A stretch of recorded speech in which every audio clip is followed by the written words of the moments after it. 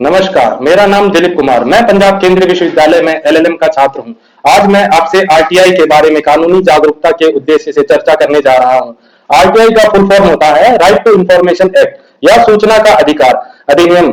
सूचना का अधिकार अधिनियम को 2005 में लागू किया गया, जिसके तहत देश का कोई भी नागरिक सरकार के सभी व्यवस्थाओं की जानकारी प्राप्त कर सकता है। यहाँ पर व्यवस्थाओं से तात्पर्य है कि किसी भी सरकारी फाइल का निरीक्षण, लोक निर्माण कार्य की जानकारी, सरकार की तरफ से हुए भ्रष्टाचार का ब्यौरा, योजनाओं के प्रस्तावित बजट, आवंटित धनराशि इत्यादि की जानकारी। आज की इस चर्चा में हम यही साझा करेंगे कि कैसे सरकारी व्यवस्थाओं की जानकारी प्राप्त करने हेतु आवेदन कर सकते हैं। साथ ही यह भी साझा करेंगे कि सूचना कैसे मिलेगी और न मिलने पर क्या किया जाए। आरटीआई सूचना का अधिकार अधिनियम 2005 क्या है?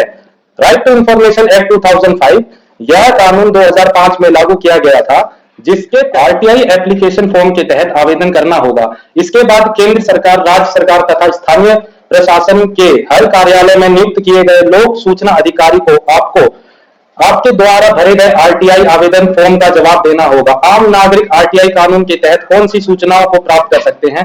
किसी भी सरकारी संस्था के फाइल या दस्तावेज का ब्यौरा प्राप्त कर सकते हैं। लोक निर्माण कार्य का विवरण प्राप्त कर सकते हैं, जैसे कि निर्माण के लिए आवंटित धनराशि, प्रस्तावित बजट किसके तहत कार्य प्रगति पर है, भ्रष्टाचार का ब्यौरा, सरकारी विभाग में उपलब्ध सभी तत्संबंधित रिपोर्ट। आरटीआई के अंतर्गत सूचना प्राप्त करने के नियम। सूचना अधिकार अधिनियम के तहत सूचना देश के आम नागरिकों तक पहुंचाने के लिए कुछ नियम हैं, जो इस प्रकार हैं। आरटीआई सूचना अधिकार का फायदा केवल भारतीय नागरिक ही उठा सकते हैं। भारतीय नागरिक सरकारी सूचना या वीडियो, ऑडियो, पत्र, डिस्क, टेप आदि के रूप में मांग सकती है। सरकारी सूचना की जानकारी किसी भी आम आदमी को देने से इनकार नहीं किया जा सकता है। हर सरकारी महकमे में एक या दो जन सूचना अधिकारी का होना जरूरी है, जो कि आम नागरिक द्वारा पूछे गए सूचनाओं की जानकारी मुहैया करा सके। जितने समय तक सूचना को सरकारी विभाग में रखे जाने का समय है, उतना ही समय तक की जानकारी प्राप्त की जा सकती है।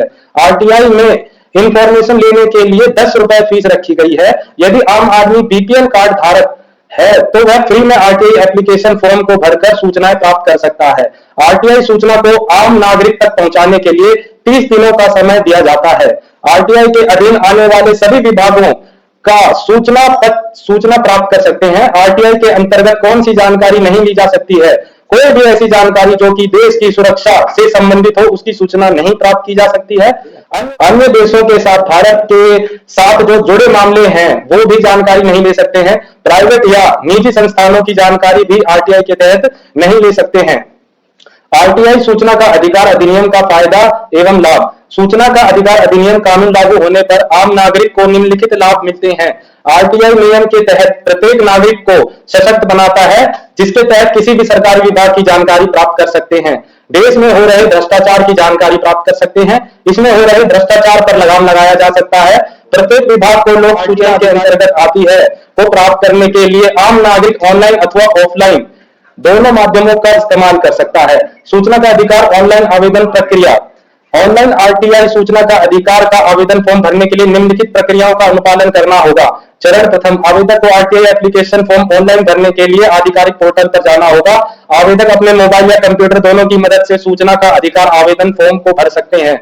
चरण द्वितीय, इसके बाद आवेदक आरटीआई ऑनलाइन के होम पेज पर click here for submit request को चुनना होगा। चरण तृतीय, इसके बाद सभी इंफॉर्मेशन को फर्दर सबमिट पर क्लिक करना होगा। सबमिट करने के बाद आरटीआई आवेदन पत्र फॉर्म खुलकर आ जाएगा। चरण चतुर्थ, अब आवेदक को आरटीआई एप्लीकेशन फॉर्म में पूछी गई सभी जानकारी को भरना होगा। सभी जानकारी भरने के बाद सबमिट कर देना होगा। इस प्रकार सूचना का अधिकार आवेदन पत्र ऑनलाइन भरकर अप्लाई कर सकते हैं।